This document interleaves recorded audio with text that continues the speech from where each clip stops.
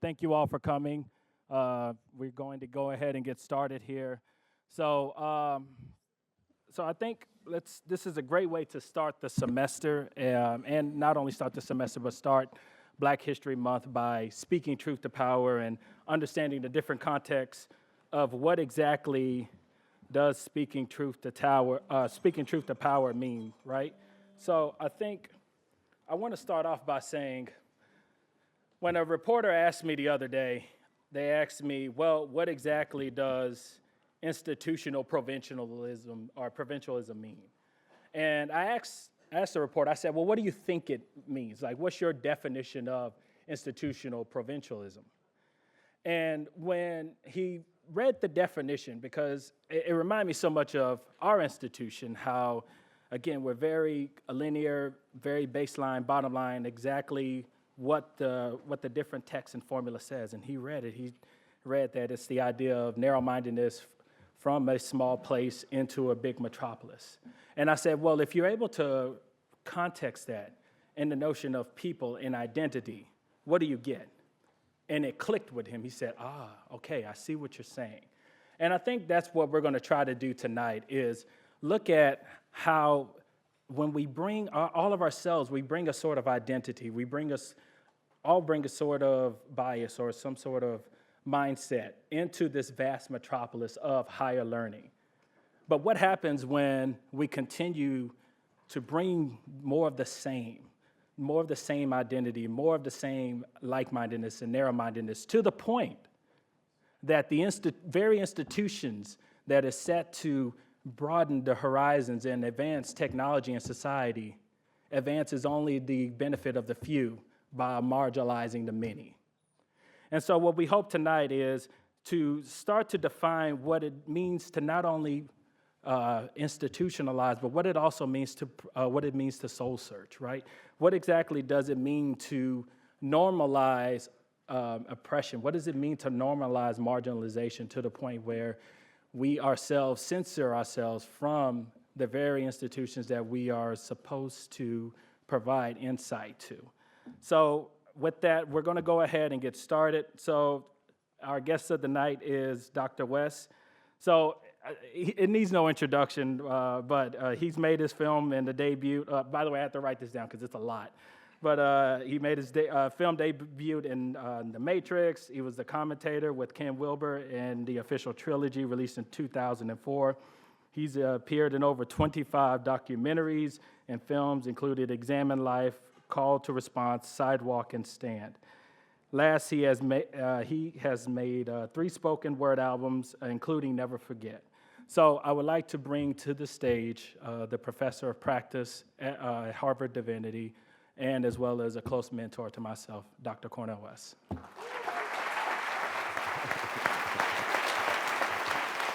you, man. Good to see you there, brother. Good to see you. Sorry, I was so nervous. What a blessing to be back to MIT. I want to begin by saluting my dear brother Ty Austin. No, we've had wonderful times there at Harvard and Cambridge in classes on Du Bois and Levinas and Alfred North Whitehead and a host of towering figures. And when he asked me to come to MIT, I said, oh my God, it's been a while. It's been a while. I used to walk down the street as a graduate student to take courses from my dear brother Noam Chomsky. And he's such a towering figure. He's always remained in my heart. I know he's moved to Arizona, I think, recently. I saw him. I said, wow, everybody likes sunshine, I guess, sooner or later.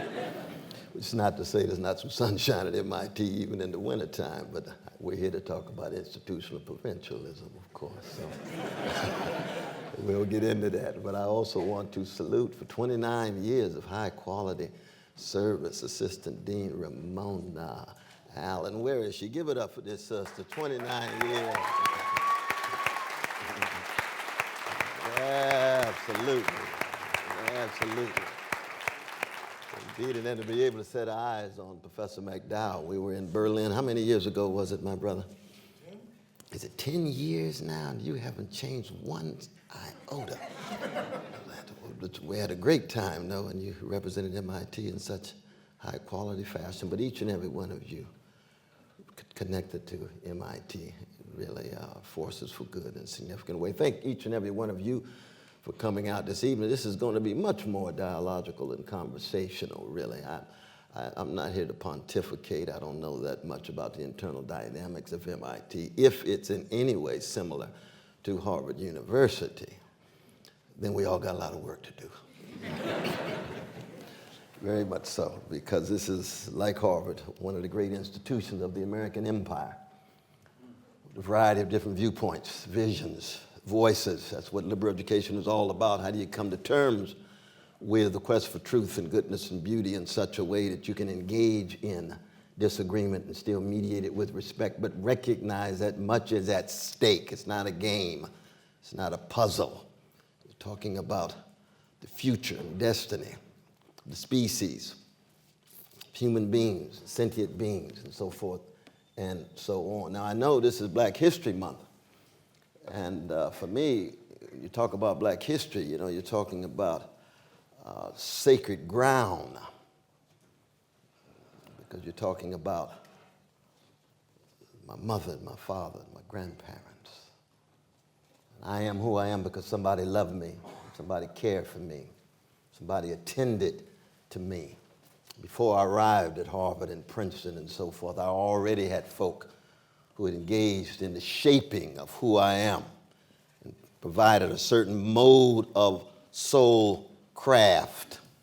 The Irene and Clifton West and Shiloh Baptist Church and Reverend Willie P. Cook and Deacon Hinton and Sarah Ray, my Sunday school teacher. I was already fortified before I was then able to study with the Hillary Putnams and the John Rawls and the Robert Nozick's and others in that illustrious philosophy department in the early 70s, and then on to Princeton with Richard Rorty and Sheldon Wolin and Walter Kaufman and Tim Scanlon and Thomas Nagel and Gregory Vlastos. These are all towering figures. They mean the world to me.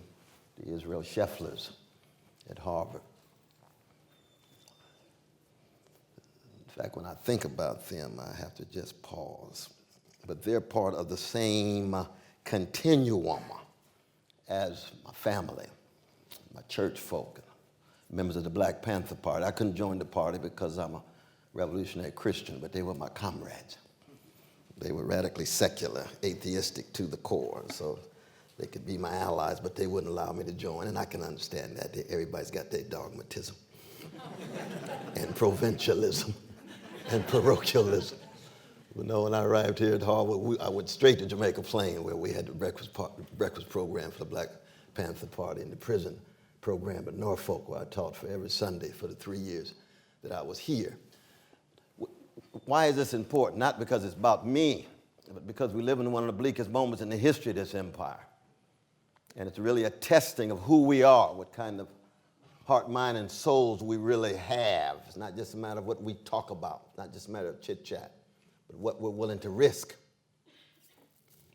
What kind of choices we make in such a way that we're willing to actually pay a cost. Antonio Gramsci called it a critical historical self-inventory. But I begin with the legacy of Athens.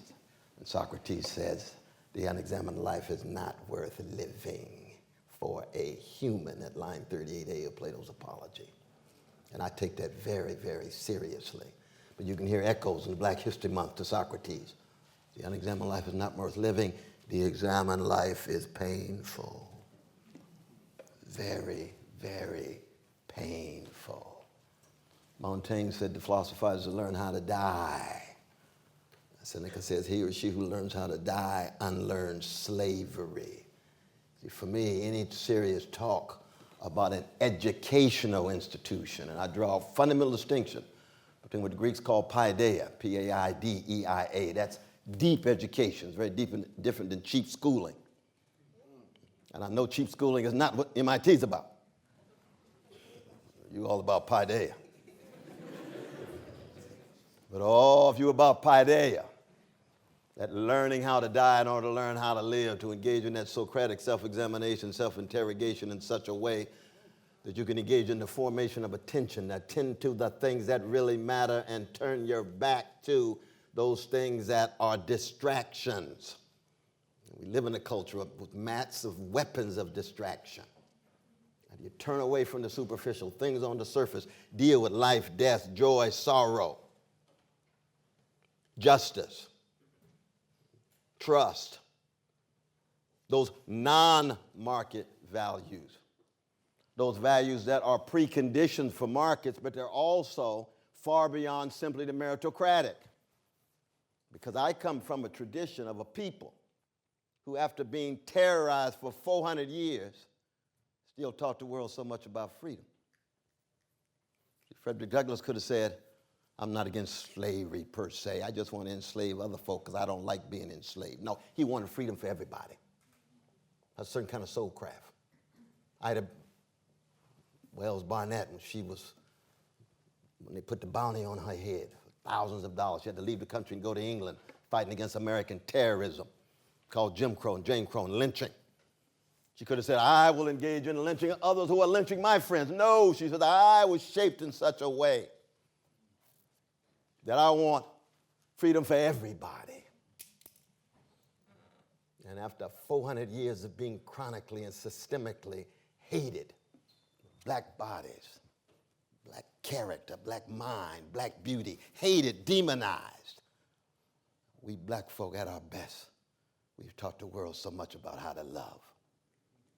And I could just put on John Coltrane's Love Supreme and just sit down and let you take it in.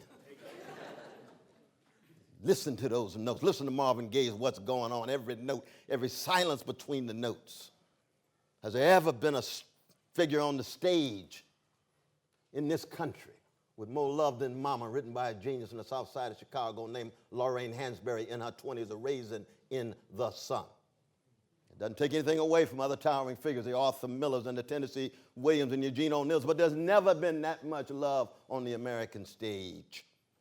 Same is true with James Baldwin's love-soaked essay. Same is true with Toni Morrison's Beloved. Same is true with Stevie Wonder. Same is true with Erykah Badu.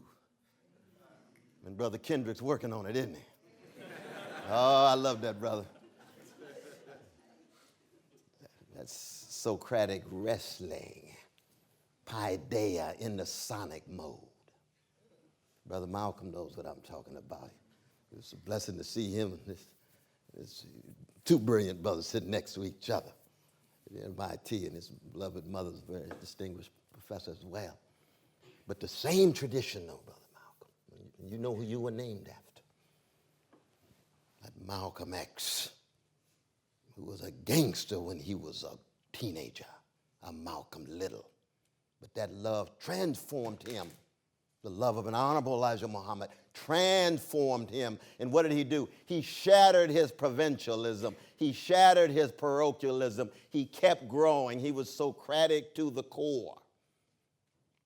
And he learned how to die in order to learn how to live by scrutinizing himself and allowing, through a formation of attention and the cultivation of a critical self and the maturation of a loving soul, to bear witness, to be a truth teller. And he echoed line 24a of Plato's Apology, where Socrates says what? Parrhesia, P-A-R-R-H-E-S-I-A. Parrhesia was the cause of my unpopularity. What is parrhesia, Socrates? Frank speech, plain speech, fearless speech, unintimidated speech. Yes, it will get you in trouble. But just not any speech. But it's got to be rooted in the best of paideia. It's got to be rooted in the best of deep education. But the soul craft that I already was shaped in before I arrived at Harvard 48 years ago was one that engaged a kind of culture shock. Because even then, I was running into young brothers and sisters of different colors who were thoroughly convinced that the end and aim of life was, for the most part, to be the smartest in the room. And I said to myself, we come from a different tradition. I don't fetishize smartness, just like I don't worship meritocratic formulations. Now, I'm not promoting stupidity. I want to be clear about that. No, we got to let the phones be smart. We got to be wise. Let the computers be smart. We got to be courageous. Nothing wrong technological ingenuity. Nothing wrong with magnificent breakthroughs. But the question is, in the end, what kind of human being are you in your short trek from your mama's womb to tomb, and are you willing to engage in paideia at the deepest level, which has to do with your soul, your character. It has to do with the kind of person you will be and what will be said about you when your body is in that coffin or after your ashes are spread over whatever body of water that you so desire. What does it mean to be human? That Latin humando, which means burial. We're on our way to burial. The culinary delight of terrestrial worms. What I love about the black tradition is that we always believe in trying to keep it funky, which means we're highly suspicious of deodorized discourse. That's crucial. Sanitized disc. Look at how they sanitize Martin every January. Sterilized Malcolm. Mainstream all of these freedom fathers. Never confuse a love warrior and a freedom fighter with a polished professional. Because most polished professionals fetishize smartness and end up being well-adjusted to injustice and well-adapted to indifference. Rabbi Abraham Joshua Heschel used to say with such tremendous insight, indifference to evil is more insidious than evil itself. So no matter how smart you are, no matter how rich you are, if you're not willing to engage in parrhesia, frank speech, a plain speech, it doesn't have to be public. It could be microsocial, on the job, in your synagogue, in your mosque, in your trade union, in your university. A force for good, in the language of John Coltrane. That's what it means to bring to bear the best of black history. And I keep saying the best because black history includes black gangsters, black thugs. Every community has it. Black haters, black xenophobes, black patriarchs, black homophobes, black transphobes. I got many in my family. People ask me all the time, how could you call Donald Trump a gangster on TV every 2 weeks? I said, because he is. But I'm not engaging in name calling. A gangster is not a subjective expression, that's an objective condition. It's true. If you grab private parts of somebody, that's gangster. Another country got oil and you say you ought to get it? That's gangster. You see, as I said before, I'm a revolutionary Christian, which means that I was a gangster before I met Jesus, and now I'm a redeemed sinner with gangster proclivities. So when I call Trump a gangster, I'm talking about something inside of me. Trump is American as cherry pie. It's misogyny and white supremacy and transphobia and class arrogance and obsession with smartness, obsession with riches, ignorance flowing in the name of his claim to be smartness. He doesn't have a monopoly on that. Comes out of a long history. And black folk always keep track of it. And this is one of the challenges to a place like MIT and Harvard and others. Because one of the distinctive features of most American institutions is that we're in denial of the catastrophic and obsessed with the problematic. So everything's reduced to a problem rather than a catastrophe. There's never been such a thing as the race problem in America. There's been a series of catastrophes visited on black people. That's not a problem. No such thing as a woman's problem. There's been a catastrophe, a series of visited on women, working class people. The labor problem. No. That's from the vantage point of capital. That's from the vantage point of Wall Street. We're talking about the workers themselves dealing with daily life, wrestling with catastrophic circumstances. No such thing as an immigrant problem. I was in Arizona just a couple of days ago, and everybody so upset. Mexicans coming in. Shoot, Arizona used to be Mexico. What you talking about? They just coming home. The Mexican War, one of the most trumped up unjustified wars. And that's from the memoirs of Ulysses S. Grant. We're not talking about a radical anti-imperialist like Mark Twain. We're talking about somebody who fought in the war. He said this was a bogus war. This was a land grab, a power grab. That's what imperialism is. That's what the expansion of U.S. empire is. That's what it has been at its worst. We always want to keep track of the best and the worst. Any tradition, any group, best inside it, the best of me, the worst of me. Now, what does that have to do with institutional provincialism? It means that from the very beginning, as we enter the dialogue, we first entered a dialogue with what we could call loosely hermeneutical humility. That the various interpretations that we put forward ought to be put forward in such a way that we recognize that we could be wrong as well as right. And we take each other seriously when we acknowledge that each one of us could be wrong or right. That's what it means to be a jazz woman or a blues man. To learn how to lift your voice, but also to listen. Not just hear in the abstract, but listen. Because paideia, education, is about what? Transformation. Cheap schooling, just information. Never confuse the two. Information, indispensable. Information, necessary, not a sufficient condition for paideia. And hermeneutics, interpretation, self-invested interpretation. So when you talk about catastrophe, you begin with ecological catastrophe, impending, escalating every day.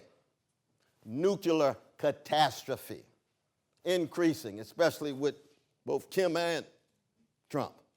Two gangsters. Possibility, pushing the button. We haven't even talked about Russia and other countries with nuclear arms. What a bleak moment. Economic catastrophe. What is it now?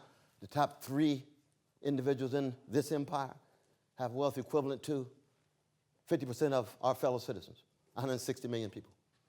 Well, Brother West, they're very smart and they worked hard. Oh, please. Please.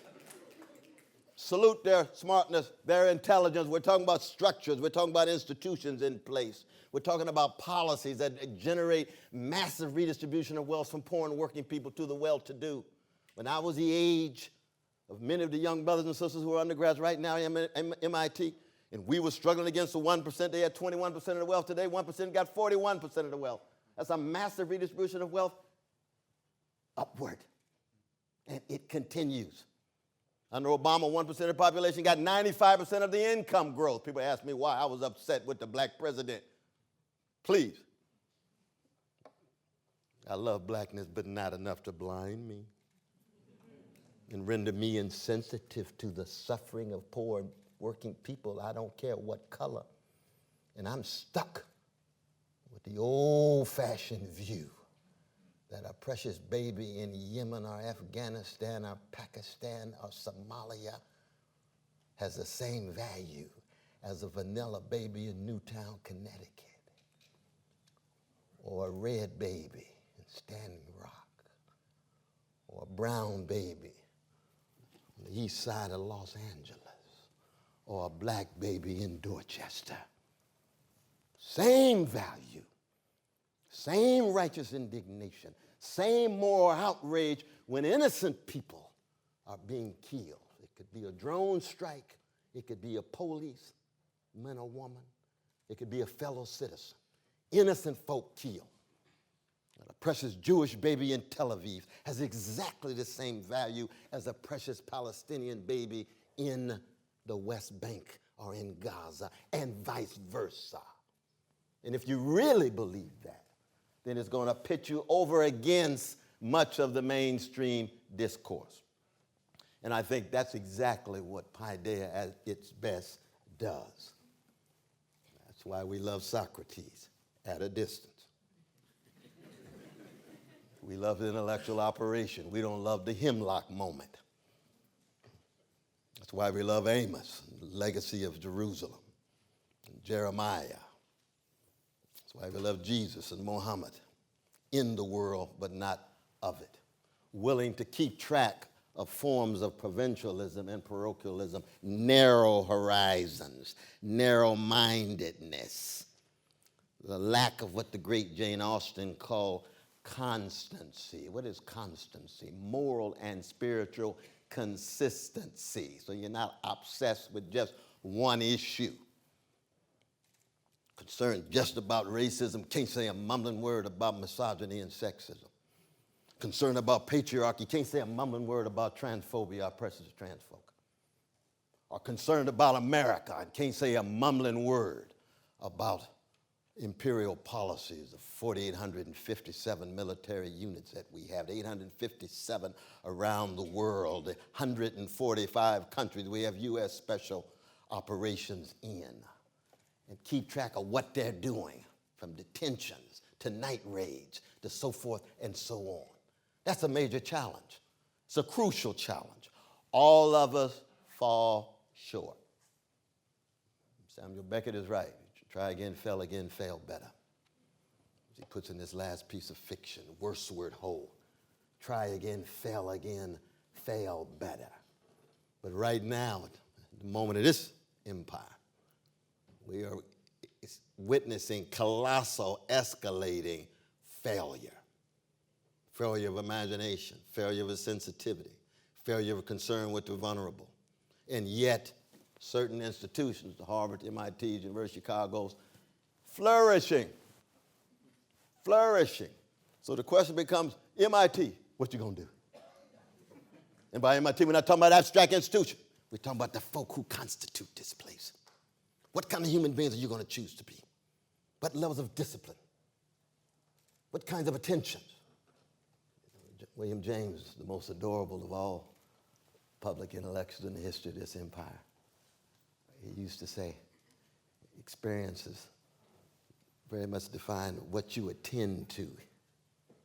There's a wonderful book by Tim Wu called The Attention Merchants, which was published a couple of years ago.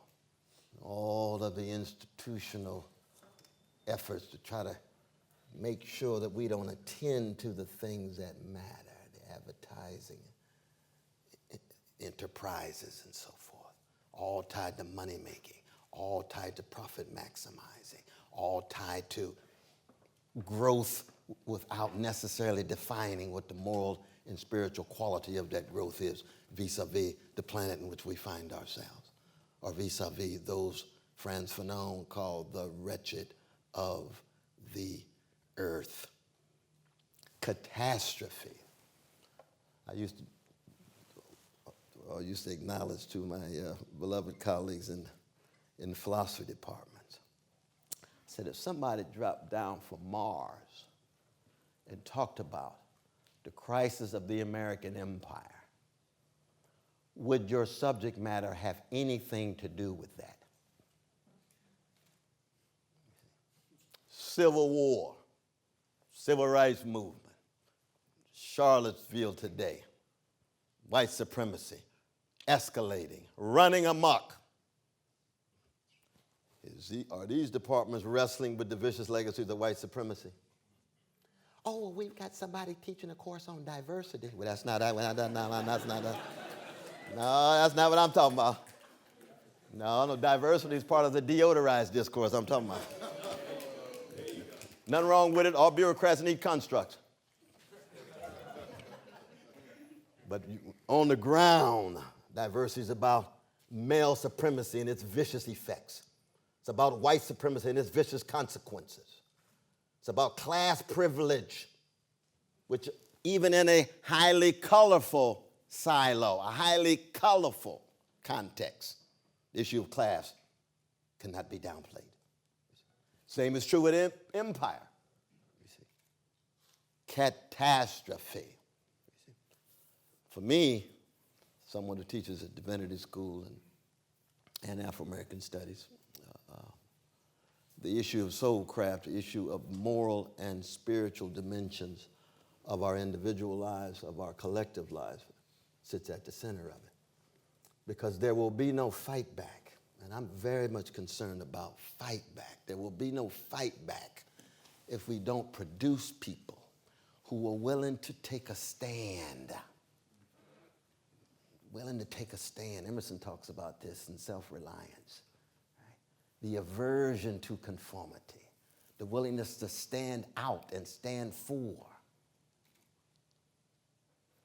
over against a status quo that so often is so preoccupied with reproducing itself that it takes a major catastrophe or crisis for it to acknowledge, lo and behold, it ought to come to terms with some realities that are being hidden and concealed. The moral and spiritual dimensions. And that's a challenge to all of my brothers and sisters here of all colors at MIT. You see. How do you not just talk about it, but enact a sensitivity to the vulnerable in your curriculum, in your own praxis, in your organizational affiliations? No one of us can do everything. No one of us is Messiah. We've got one life to live. But it's got to be part and parcel of the soul craft. Now, Walt Whitman called it democratic soul craft vis-a-vis a market-driven soul craft. I would submit that the neoliberal soul craft has become so hegemonic these days, it's hard to think outside of it. And the neoliberal soul craft is what I said before, the smartest and the richest. That's all you need. That's all you need. You notice, for example, when you watch television, how many times people use the word obviously, obviously, obviously this, obviously that, obviously, and it's not obvious sometimes at all. I said to myself, some linguist needs to engage in an anthropological investigation as a deployment of that word, because it's a word of in-crowd smartness. Because if it's not obvious to you, then you're the one who feel dumb. And it's not just a word to connect other words. It's a way of wanting to be included in the smart crowd. And I thank God that I was raised in such a way that I have a deep suspicion of folk who are just smart. Because there's a whole lot of smart misogynists out there. A whole lot of smart folk who hate Jews and hate Arabs. And they got a long history of smart white supremacists. Very smart, sophisticated, well-read. But crushed my grandmama. And I said, oh, I got my hermeneutics of suspicion, not just hermeneutics humility. I'm very, very Socratic in terms of my willingness to question what kind of assumptions and presuppositions are being put forward by those who are denying catastrophic realities and claim to be so smart, involved in problem solving. And I'm not against problem solving. I come out in some ways of tradition of American pragmatism of a certain kind that's obsessed with problem solving. But I come from a people whose first experience in the modern world is massive catastrophe. It's been at work ever since. Continues today. And usually the country doesn't attend to it unless there is a major challenge, often of a violent sort. When I arrived at Harvard in 1970, they admitted 91 black students. 4 years earlier, they admitted six. And you say, oh, they had an intellectual renaissance in the black community, huh? All of a sudden, they just started admitting all these black folk. No, you had massive rebellions on April 5th, 1968, when Brother Martin Luther King Jr. was shot down like a dog on that porch in Memphis. 150 cities burning. Almost shut down the White House, or de-whitified the White House, or blackenized the White House. First time they had to use the National Guard to protect the White House since the 19th century. And then these institutions said, I think we really do have a problem. We're going to have to do something about this. We need some diversity programs. Oh, my God. These black folk running out of control. And then what happens the next month? September. New York Times Magazine, model minority, Asian brothers and sisters. Oh, we like them. They're so silent and seemingly deferential. They're not like Jamal and Letitia. No, Brother Kim, No, no, sister, no, no. Well, they don't know nothing about the history of Asian peoples. It's a construct, juxtaposed and contrasted with this rebellious folk, angry black people. No, no, we want those minorities that come in very, very quiet. Don't want to raise too much hell.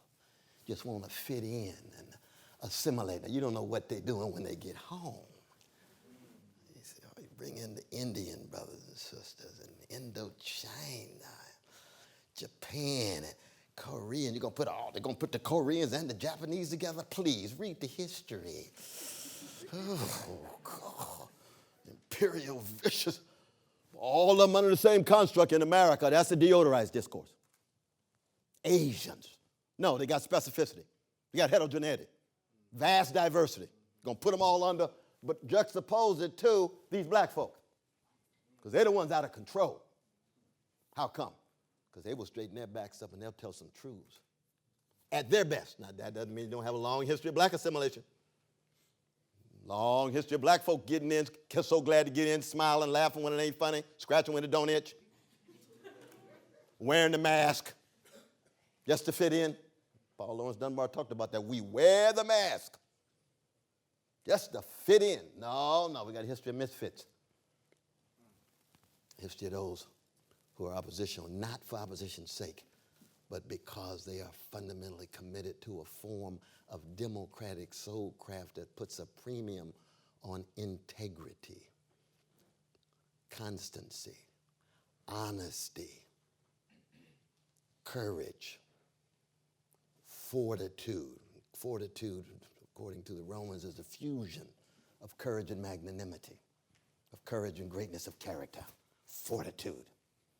Now, I would argue, in fact, and I'm going to stop because we're going to have dialogue on this, that when you talk about soulcraft in this country, you have to talk about the arts. I was glad to see the arts program. Well, it was up there. I saw the arts program here at MIT. Because the last thing you want is a lot of nerdy brothers and sisters running around being smart with no access to the arts. That is a dystopia of grand proportion.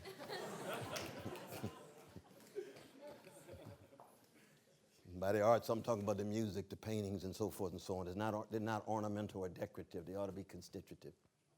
And you can't talk about the history of white supremacy in this country without talking about resistance to white supremacy. And music has been, the musical tradition has been the grandest example because it's there where you get more of the truth-telling.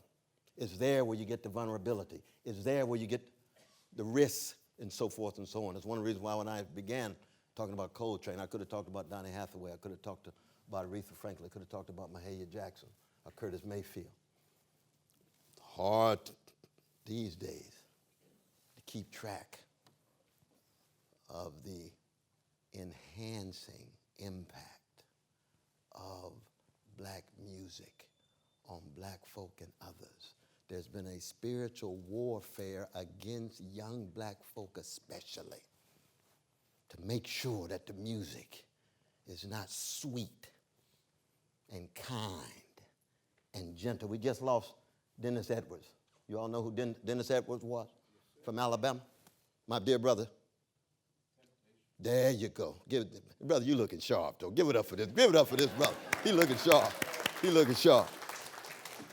He comes out of Alabama from Mighty Clouds of Joy, and he replaced a David Ruffin from Why Not, Mississippi, who sang lead for the Temptations. Well, what was it about the Temptations or the Miracles? What was it about the main ingredient? What was it about the Delphonics or the Dramatics or the Jones Girls? What was it about the Hutchinson Sisters of the Emotions? What was it about the groups who sang in tune with a sweetness and a kindness that stirred the soul rather than just stimulated the body?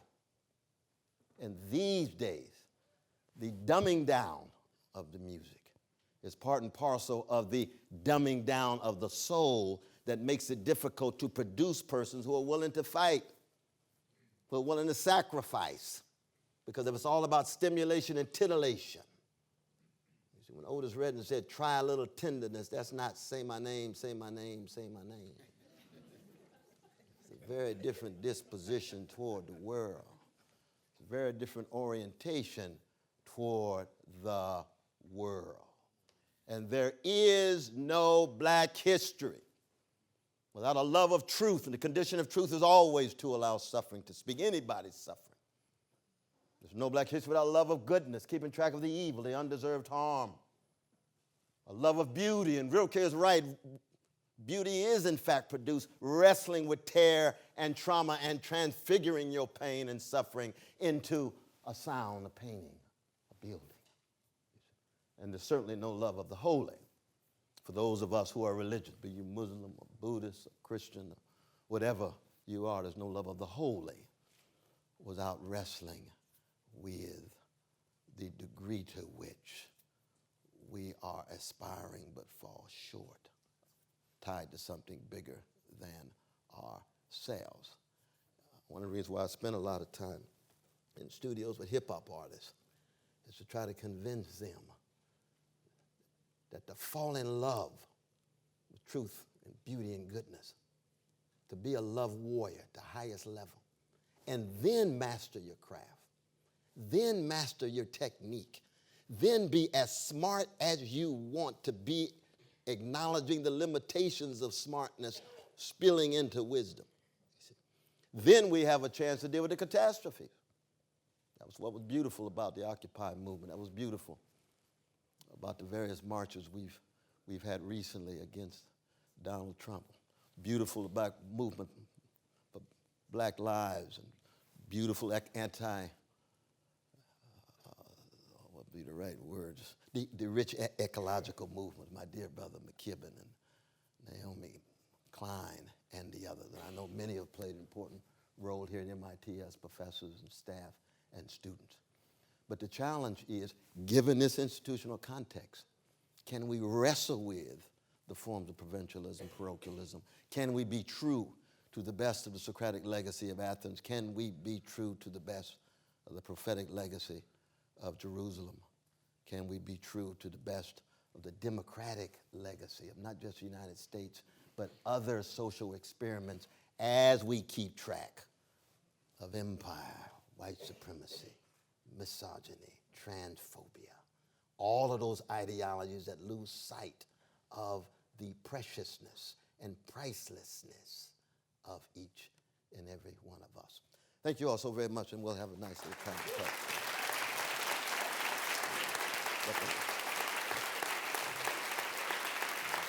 Thank you very much. Oh, thank you very much. Thank you very much. Thank you very much. Thank you so very much. You only one? Thank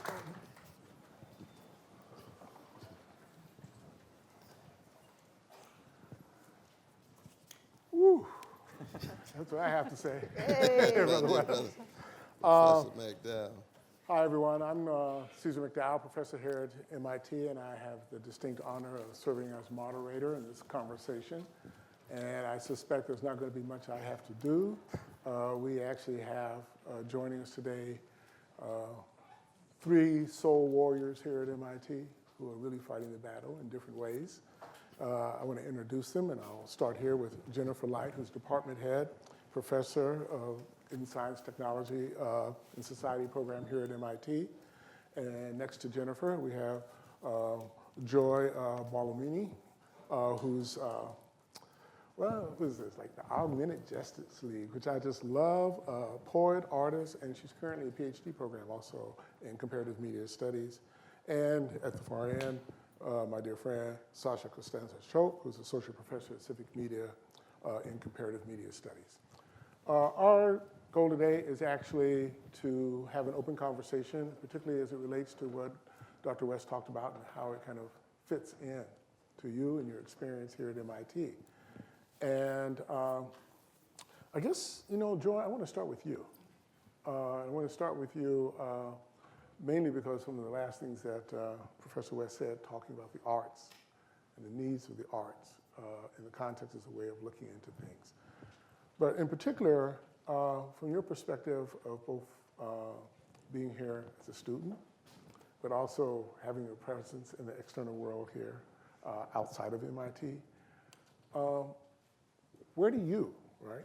You as an individual, where do you find your own kind of grounding in a place like this? Like where do you start the conversation? Where do you start the work? How do you find the balance between being in a place that is a very old institution, very provincial, and still coming at it really as a warrior in the work that you do? I tend to find my place on the dance floor, which isn't always going to be at MIT. And that is, for me, a place where I feel I can be free and I can express myself. And one of the things I've really enjoyed about being a student at the Media Lab is the opportunity to explore artistic expression. And it's actually in exploring artistic expression that I ended up starting the Algorithmic Justice League. So my first semester here at MIT, I took a class called Science Fabrication. We'd read science fiction and we try to build something that would be whimsical and probably impractical otherwise. So I wanted to see if I could transform my body. I realized with the 2 months we had, I wasn't going to change physics, so instead I built something called an Aspire mirror. So an Aspire mirror was a take on a smart mirror. Instead of a smart mirror that could tell you the weather or something like that, I could check my phone. I wanted a mirror that could turn me into a lion, or if I wanted to be Serena Williams that morning, that could happen as well.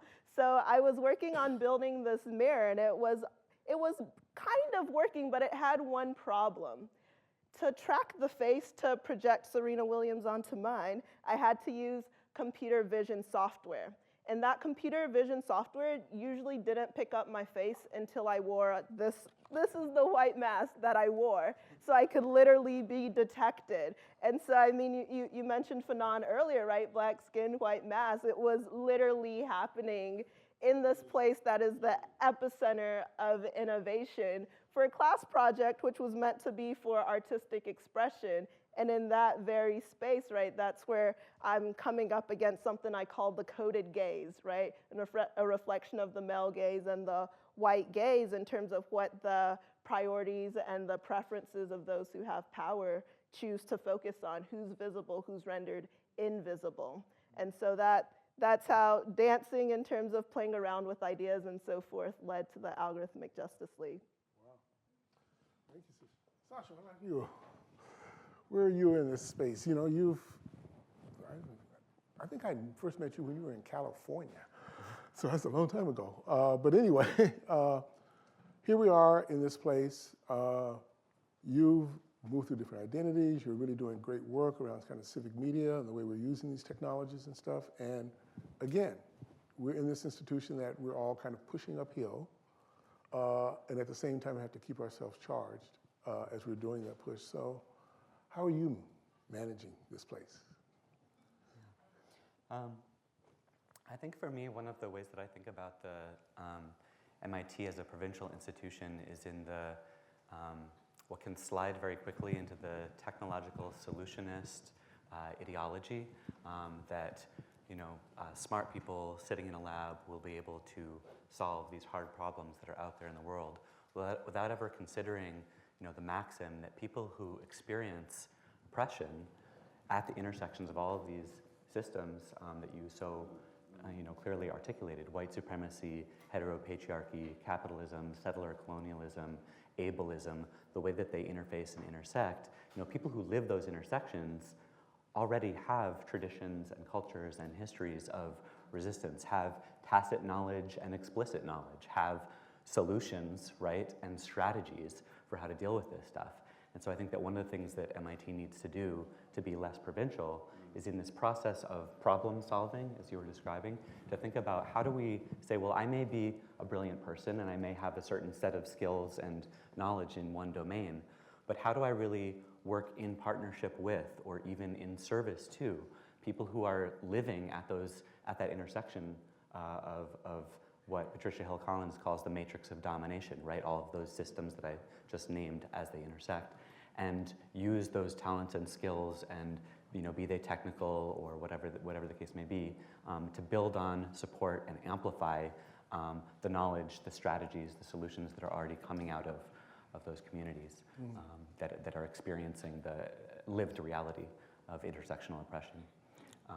And I try and do that in the classes that I teach here. So I teach a collaborative design studio where I work with MIT students, and we go and partner with community-based organizations and social movement organizations around the city of Boston usually, although sometimes they're elsewhere, and we try and develop work together.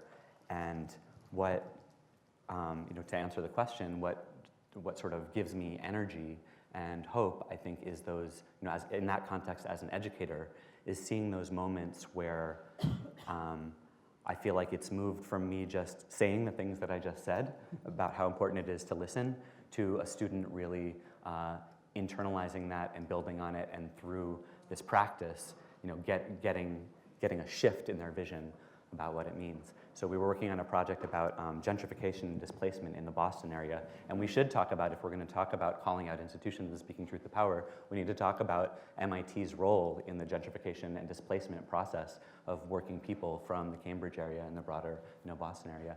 But so we were working on a project focused on that, and we went to a meeting of the City Life Vida Urbana, which is a community-based organization that actually has worked closely in partnership with Harvard Law School to try and defend people's right to the city, as David Harvey articulates it, right?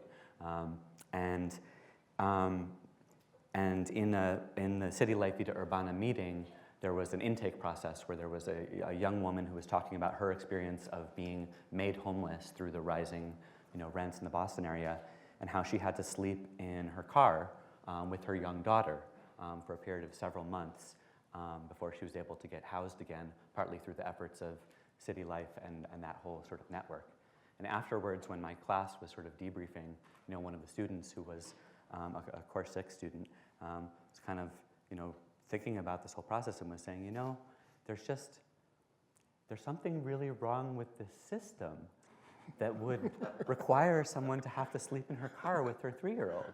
And she was thinking it from the perspective of a systems engineer. Like she didn't mean system, and she wasn't just like, it wasn't ideological like speak that she was just repeating. She was like, how is this system configured that would put this person in this position?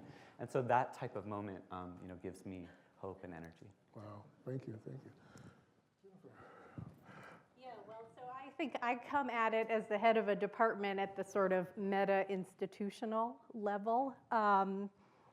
And one thing I want to clarify, because not everyone in the room has taken a class in the Science, Technology, and Society program, is that many of us in the department are somewhat annoyed with the name of the department, because it suggests that you have science and technology over here and society over here, instead of the foundational argument of the field, which is that science and technology are society. And we see that in the knowledge that's produced, in research design, and in the implications of technological systems once they leave the lab. So for example, it's not a coincidence that in the middle of the 1800s, biologists at Harvard and other eminent institutions decided in their research that African Americans and Caucasians were separate species. This was a very convenient idea if you wanted to perpetuate the system of slavery as natural. Or only until really the 1990s, medical studies, for example, or psychology research was all based on males as human subjects. In the same way that we talk about mankind, chair man, it was presumed that if you study men, of course, you're going to find out about everyone. Now, of course, now we know this is completely false. Women metabolize drugs differently, and so on and so forth. But so the way that we think in STS is quite, it resonates quite a lot with what Joy is doing, and we see, the algorithmic bias that you talk about and are trying to eradicate. That is one example of something that has been around essentially since the dawn of science and engineering, because science and engineering are done by people in particular times and places. And so, the goal in our very small department is to help students develop what you were talking about, Dr. West, critical self-reflection. What does it mean to be human? Well, they are humans working in a particular time and place, and if they realized that the Harvard and Princeton professors in the 1920s thought immigration law should be shaped around eugenics because there were certain populations that were better than others, smart people have lots of bad ideas. And, history can be a tool to understand that and then take to your own present. So that's how we think about these issues in STS. A question I want to throw out to everyone. One of the things about MIT that I've known in my years here is what actually qualifies as proof, right? So you take and you ask the question, how do we make a change here? What's needed here? What is the evidence that one needs to garner in order to convince the institution and others in the institutions? And by and large, that evidence is pretty driven by numbers and technical, right? So my question is, how do we move to get people to consider other forms of evidence in an institution like this? Because I don't know how we move the provincial question without the acknowledgement of other ways of knowing and other means of proof. With my work with the Algorithmic Justice League, I've really looked at poetry and narrative as a way of pointing to the fact that right now, artificial intelligence is dominated by supremely white data. And as a result, a lot of the progress that's been made by the civil rights movement, by the women's movement as well, risks being reversed under the guise of machine neutrality. And so when I had that experience coding in the white mask, I realized that story would bring more attention to the issue, which again, STS, this is foundational to fields of study that already exist, so it wasn't something novel, but it was how do you tell the story in a way where people pay attention? And so that's been one way of offering proof through personal experience. And that can also be in narrative with empirical evidence that comes in numbers. So for example, if you look at what we considered a standard, or maybe what you might call the curriculum for an algorithm, which is based on machine learning, is the data. So we assume that the standards for a benchmark are going to tell us how well we're performing on a specific task, but we don't always question the standard. Why I bring this up is after my experience, I started looking at the benchmarks or the standards for facial recognition. And I looked at the most prolific standard for facial recognition, and it was 77.5% male and 83.5% white. And so this is the benchmark by which we're saying there's progress in a field, right? But it's not even reflective of who I like to call the undersampled majority, the majority of the world. I think your comment about poetry just triggered a thought, which is in some of the classes I've taught in the past, I invite students to consider how a scientific article like a sonnet or a limerick is a particular mode of written communication, and we kind of analyze it like a literary text. What does it hide? A lot of messy stuff in, what doesn't get published in scientific journals? These are the sorts of questions that get students realizing not that I'm going to give them a new kind of proof, but maybe what they have taken as kind of truth unquestioningly might be a little more complicated. About your question about evidence and what counts as evidence, and I'm thinking about Amelia Perry, who some of you in the audience may have known her.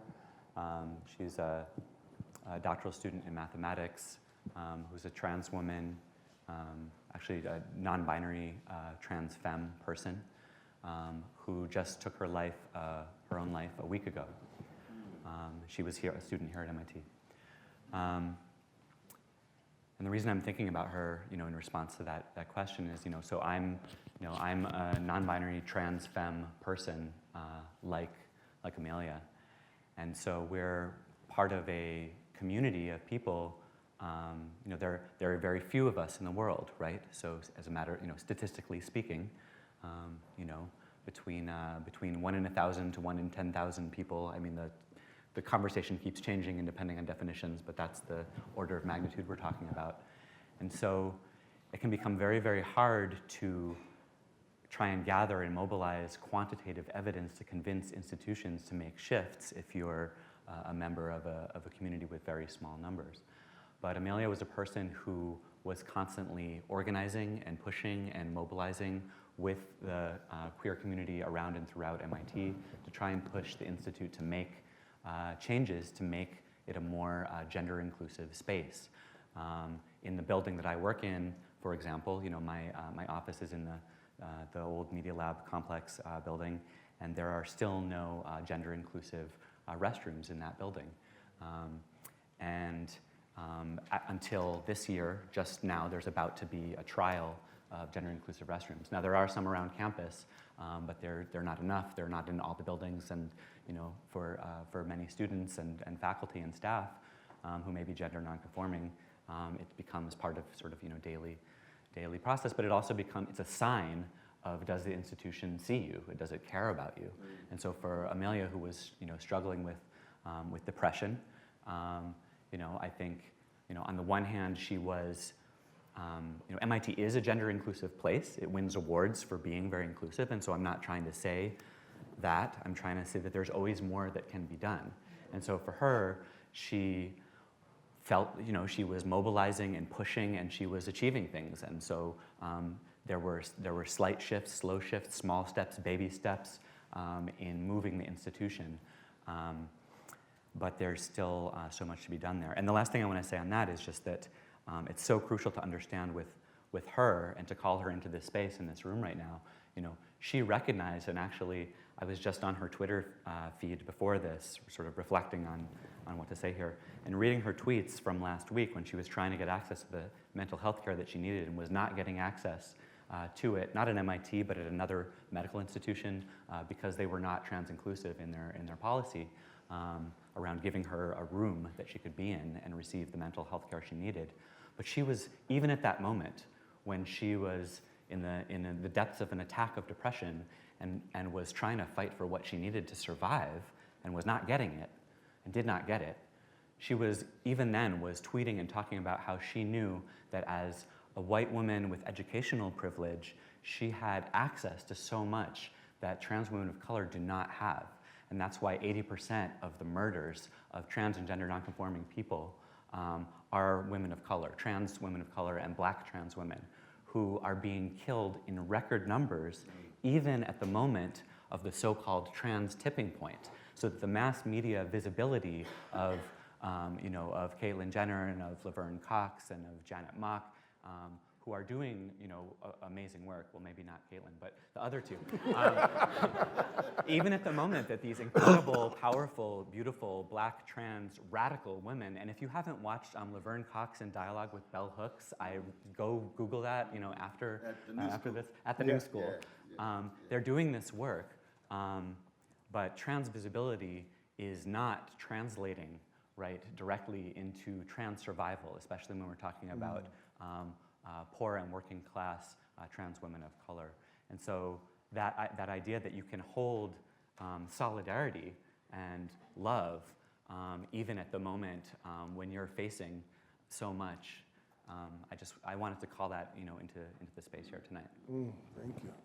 There was a towering intellectual who was my teacher. His name was Thomas Kuhn, who taught here at MIT for many years, but he taught at Princeton before he arrived here. And I'm sure students still read Structural Scientific Revolution. Is that right? Yep. Is that required reading? I think it's on their graduate generals list in my No, program. it needs to go higher than that. It needs to go higher. You need to.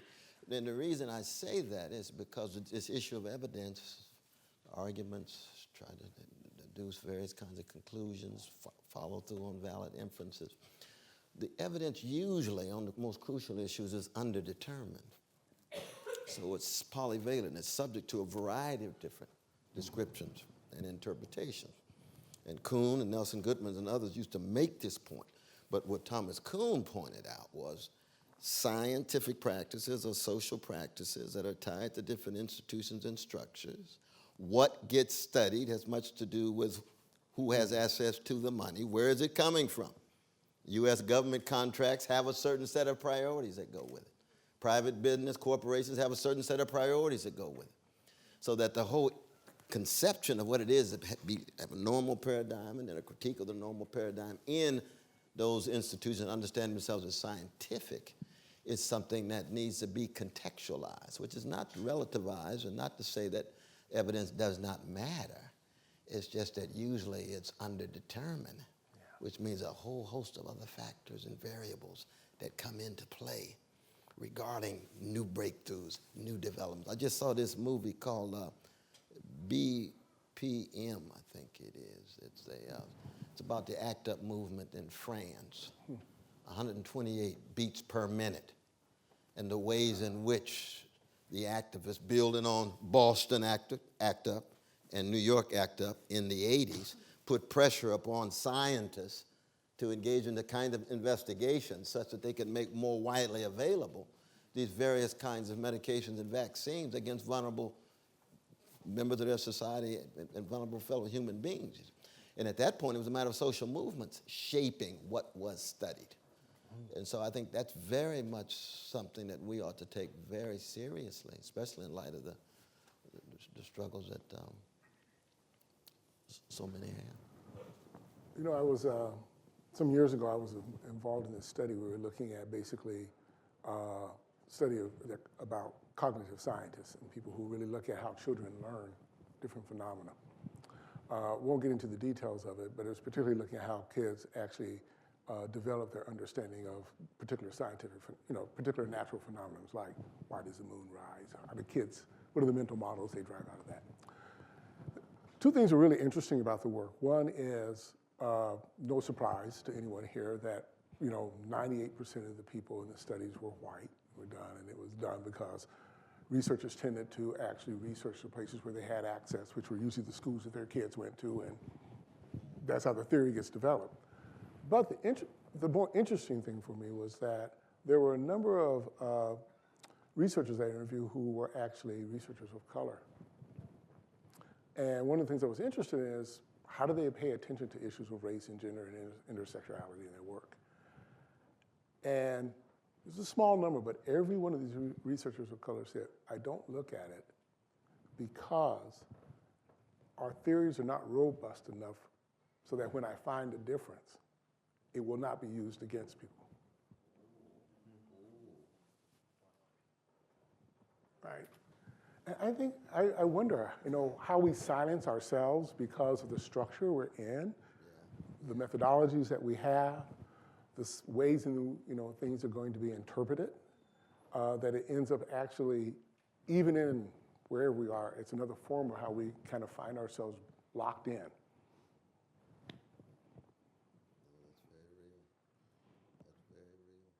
And there's something kind of like the flip side, because I took a lot of neuroscience classes when I was in college. This was in the 90s, and one of the leading neuroscientists in the news at that point was this guy, Simon LeVay, who was trying to find essentially a region of the brain where homosexuality could be located.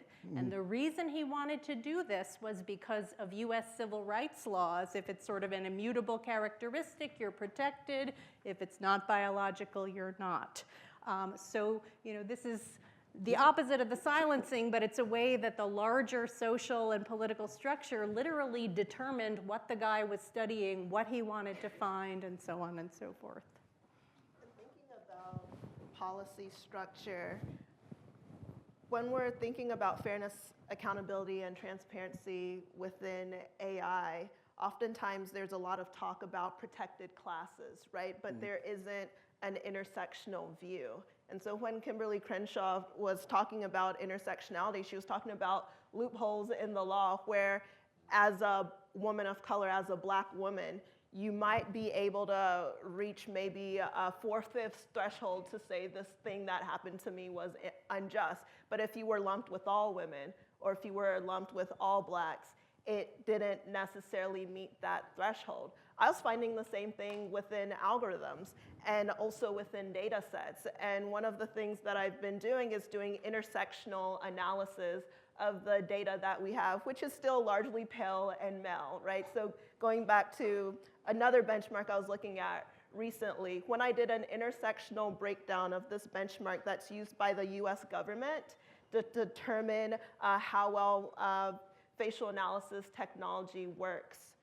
If you did an intersectional breakdown to look at the representation of Black women, it was 4.4% of a government benchmark. And if you consider that people of color are 27% of the US, right? That's severe underrepresentation where you wouldn't even know there's a problem to begin with. But then going back to what you were saying, what happens when you point these things out? And this is something I'm always wrestling with the Algorithmic Justice League, right? Because it might be helpful if the cop doesn't see my face, and you currently have a situation where 1 in 2 adults, over 117 million people, has their face in a facial recognition network that can be searched by the police unwarranted using algorithms that haven't been audited for accuracy.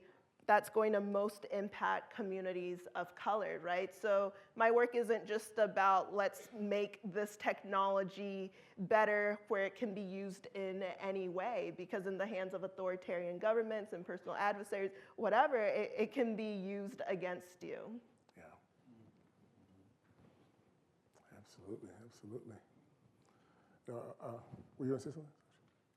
Oh, okay. I was just on this point, I have this friend who I won't mention his name, but he's head of security for large housing development, and they have cameras in the housing different developments. They have a lot of them around the country, and it's all monitored by one place, right, in Virginia. So it doesn't matter where the housing complex is. It's all monitored by one place. And he did this test himself once. Where it sends out alarm messages to be aware to the local security, to the security guard who's present if they think there's something going on that's a little bit of a threat.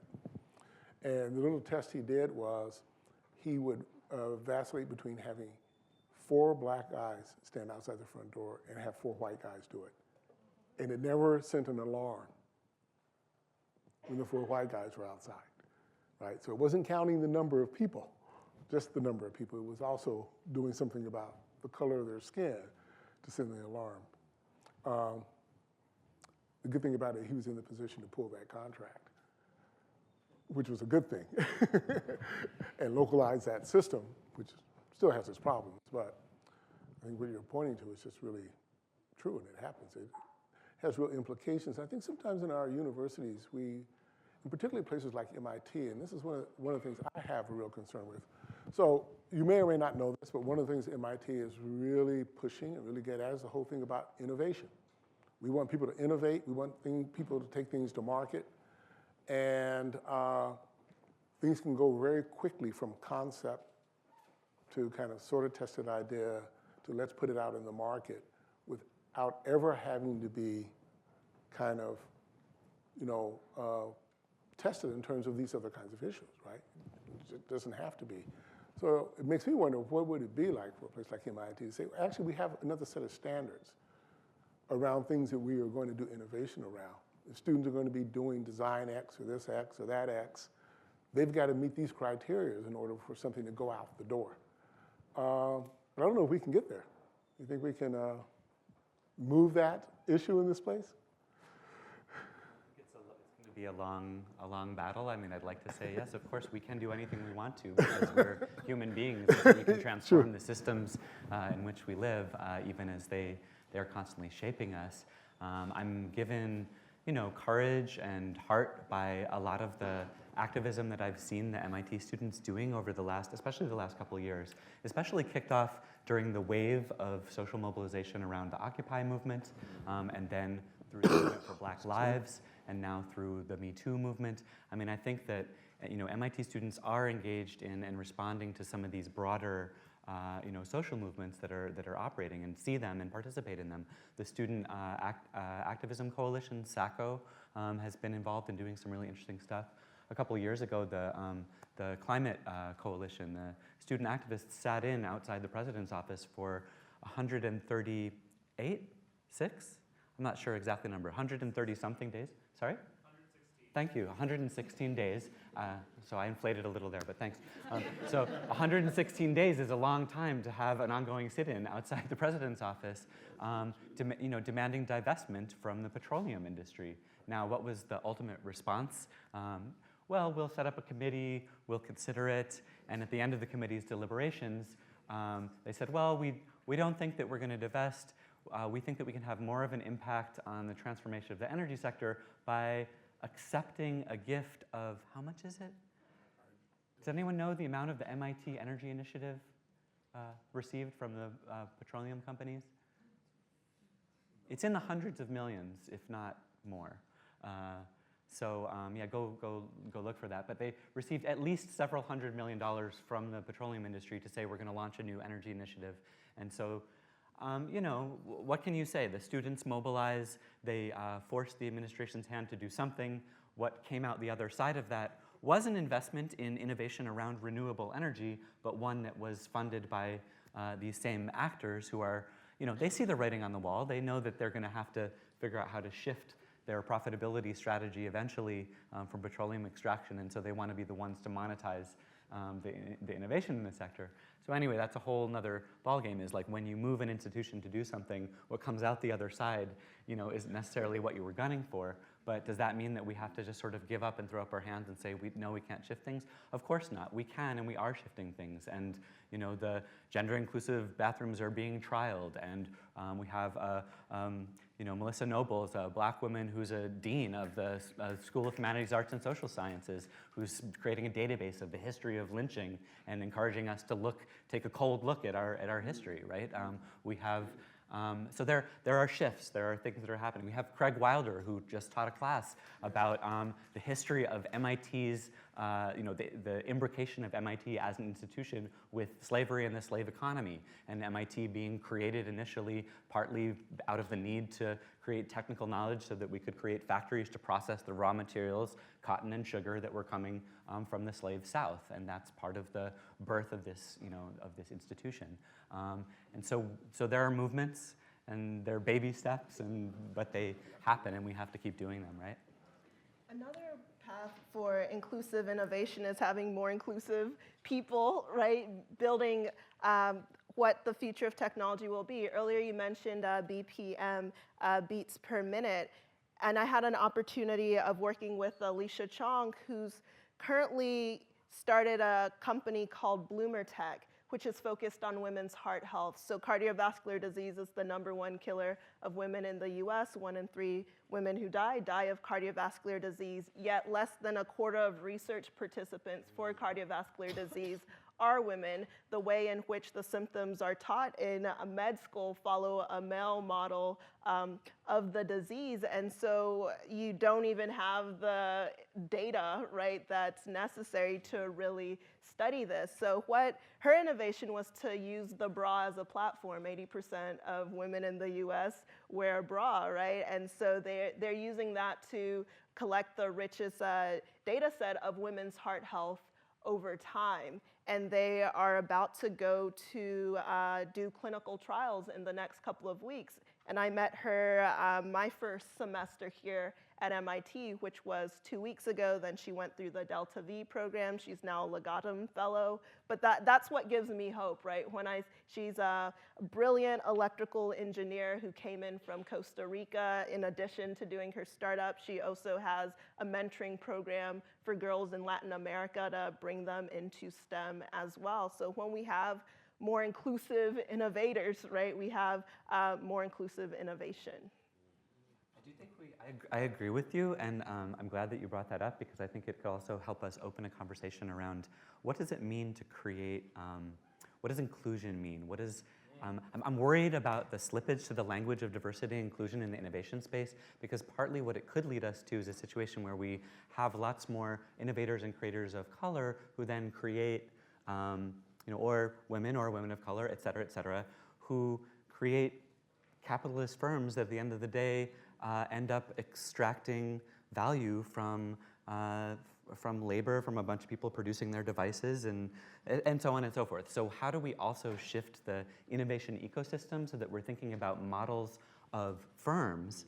For example, the conversation about platform cooperativism, the idea that we should be thinking about how do we launch firms that have something built into their DNA, something other than profit maximization in their actual corporate charters. So platform cooperativism is the idea that as all of these sectors of the economy get taken over by information intermediaries like Uber, who match someone who owns a car with someone who needs a ride and extract a whole bunch of value off the top without ever paying an employee, right, or taking on any of that risk or liability, what if Uber was owned by the drivers, and so on and so forth. So if you imagine different sectors of the economy disrupted, not by a new boss, who in some ways is worse than the old boss, but actually by worker-owned platforms, and we need to think about what does that look like? How do we shift the innovation ecosystem at MIT to support triple bottom line firms and worker cooperatives and other types of exchange that don't only respond to the profit margin? So, Brother West, I really heartened by what Joy and Sasha just said, because I think there are a lot of people who are coming into the academy who are really trying to do things differently. But at the same time, it makes me wonder, but is that enough? Is it enough to have individuals trying to do things? Or is there a need, just like the platform cooperative, is there a need for people to be working collectively out of a sense that their work is about liberation, and they're in the dialogue with others about their work and about their own movement to do this? So I see a lot of people doing things, but I don't see us necessarily connected in an ideology in doing the work that it takes to make that happen. I think one is you have to have a broad enough vision that allows for solidarity work across a number of issues. Because even among so-called progressives, the leftists, they tend to be highly balkanized when it comes to very crucial issues.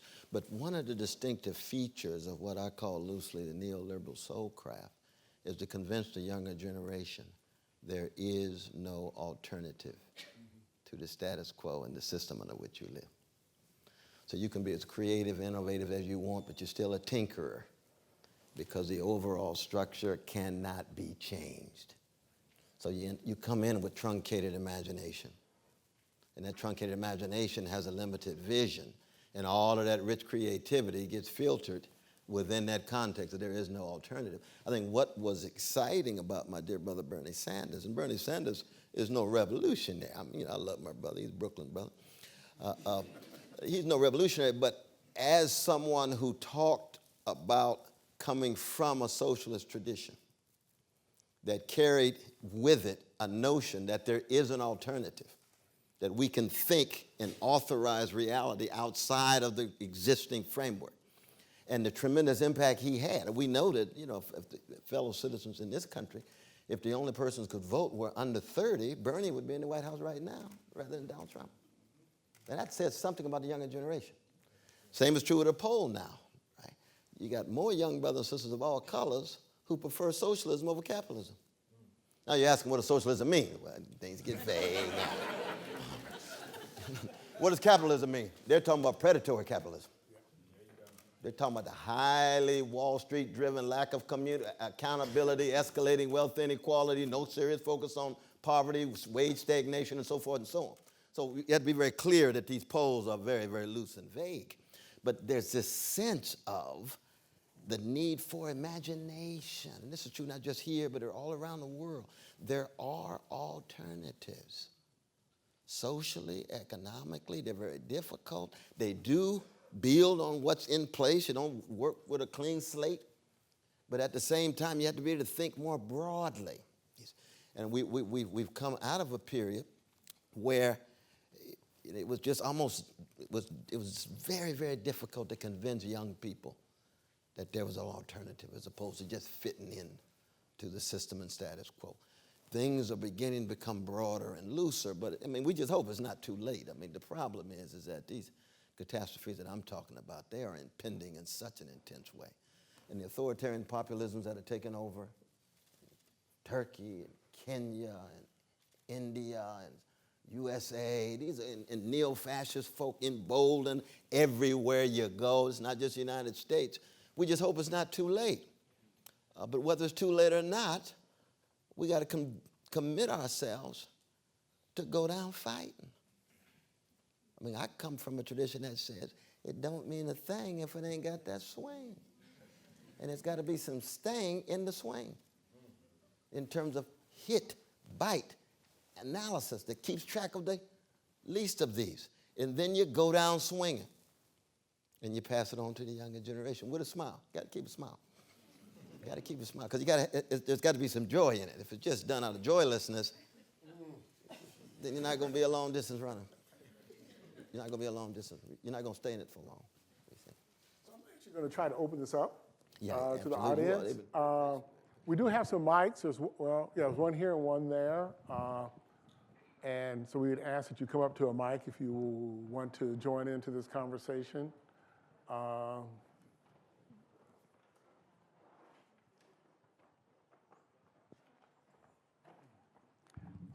And just introduce yourself and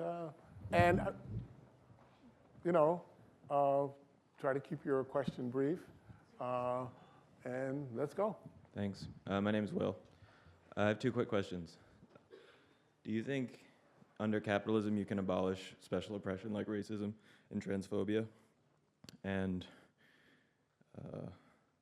what's your definition of revolution? What is my definition? Yeah, you call yourself a revolutionary Christian, but like, what does that mean? Revolution in its generic sense is the transfer of power. The transfer of power from one set of individuals, group, or class to one that has to share power or a new emerging class or another group. A transfer of power. The American Revolution was not a transfer of power when it came to the social structure. It remained the same, but it was a revolution because the imperial elites were driven out. And you ended up with post-colonial elites who raised the question, can we govern ourselves? That was a transfer of power. George III and his cronies, gone. Yeah, I'm glad that. So but that's a political revolution. There's different kinds of revolutions, so transfers of power in that way. There's cultural forms, there's economic forms, and so forth and so on. Cool. Yeah, so that brings me to my first question, I guess, which is, so the American Revolution is a great example. It obviously didn't abolish racism. Didn't involve what? It didn't abolish racism or any sort of special oppression for that matter. Yeah. It's predicated exactly. on white supremacy slavery. Go right ahead. Clearly, so. And indigenous people's land. Yeah. That was the first one. Of course. So that's the first one. So that was like in the context of capitalism, right? So under capitalism, can you abolish these things like racism, transphobia, poverty, things that we interact with every day, which we feel like. Well, the problem there, my brother, is that, again, you got to talk about institutional racism versus interpersonal racism and so forth. There's no doubt that certain progress can be made in terms of interpersonal racism in a capitalist civilization. You end up with a black president, there's no way. But I mean, the Ku Klux Klan has a Catholic running it, and the Klan was founded against Jews, Catholics, and especially black folk. So that's upward mobility American style. And you get a Catholic head of the Klan. And when I was there in Charlottesville, I saw some black folk march with the neo-Nazis. So America's a strange place. You see what I mean? So that I think generally speaking, when you talk about forms of transphobia, homophobia, patriarchy, and so forth, these are systems of domination that cut so deep that they can be manifested under capitalist conditions, socialist conditions, communist conditions, and so forth and so on. I just think that if we have a radical, democratized, decentered form of engaging power so that we don't have accountability of elites at the top, lack of accountability of elites at the top, we can at least attenuate white supremacy, male supremacy, homophobia, transphobia, and so on. But these structures of domination are not just so tied to capitalism. As soon as you overthrow capitalism, somehow they disappear. But certainly under this form of capitalism, deeply wedded historically in terms of its genealogy and the ways in which it reproduces itself. Oh, very much so. I don't think it can be attenuated in a serious way. But that's the long answer to your question. I appreciate it. Hi, my question is primarily for Dr. West. Thank you for your talk. I thought it was really, really insightful, and as always, your rhetorical power is really kind of overwhelming. So I very much agree with the idea that the American university in general is a very kind of provincial place. But it hasn't actually always been that way in this country. Like in the 60s and 70s, one example would be there was an organization called Committee of Concerned East Asian Scholars that actually played a key role in supporting the people's struggle against US imperialism in Vietnam. But the wider situation in the US was very different at the time too. You know, you had the Black Panther Party, you had Vietnam Veterans Against the War, tons of other large revolutionary and political organizations. So my question to you is kind of, is there actually any hope for an institution like MIT, which just in the past few months launched its own startup accelerator, which does all this shitty, like, sketchy defense research, like, which trains foot soldiers of US Capitol at the Sloan School, you know, et cetera, et cetera, if we don't actually have a large-scale revolutionary movement in society? Or to put it another way, what's the relationship between political developments in the university and outside? Or the relation between town and gown community and the academy in that way. And thank you for the kind remarks. So, it's very kind of. But well, one is that one of the wonderful things about educational institutions, higher learning, is that they all make claims to be involved in a quest for truth, even when there's unwilling to be truthful about their quest for truth. But it lends itself an openness so that you can have courageous voices inside of MIT telling the truth about some of MIT's down low activities. That's what scholarship is all about. And that's one of the great glories of liberal education, because liberal education is not a site for fundamental transformative activity. See, MIT and Harvard and these places will never be fundamentally involved in the fundamental transformation of the status quo. It's like asking the Catholic Church to be somehow all followers of Dorothy Day. It's not going to happen. It's like asking for synagogues to follow Rabbi Heschel. Not going to happen. But the voices, the Heschels, the Days, the Chomskys, and so forth and so on, these magnificent voices up here, very much part of MIT, right? You all represent the MIT just as much as anybody else. But the dialogical clash takes place. So the truth that you talk about, let's tell it. But when it comes to fundamental transformation, you never look to an Harvard and MIT. You got to look to social movements. You got to look to social movements. And those who are sensitive, those who care, they will respond to the social movements, you see, and become a part of it and play a crucial role in it. And those social movements can learn a lot from some of the smart folk at MIT. Because the folk at MIT who are very smart, they're not wasting their time. Smartness has its role. It just has its limitations. See what I mean? And social movements need some MIT folk who do their homework. I mean, I assume everybody does, but I mean, you know, you got to add that just in case. But you see the point I'm making? No, absolutely, absolutely. So you never, again, you don't want to homogenize any institution. The variety of different voices, perspectives that are contesting here, and this is true for any place. I'd like to actually open that question up. Sure, absolutely, absolutely. Others might have some comment on that. From inside, or maybe not. Okay. Look, I'm not going to speak. My name is Sultan Sharif. I want to thank all of you and Dr. West for speaking. What you're describing is what my life is. I think about these things every day. I'm from Detroit, ran a youth program for 12 years and a media company, filmmaker. I then realized a lot of the problems in the system, and so it's like I need to go somewhere where I can design at a higher level, and then came to MIT. So a bit of a non-traditional graduate student. But to that last, I wanted to address the last point you made, where you said, one, I hope it's not too late. It's not too late. There are a lot of us here. I'm here.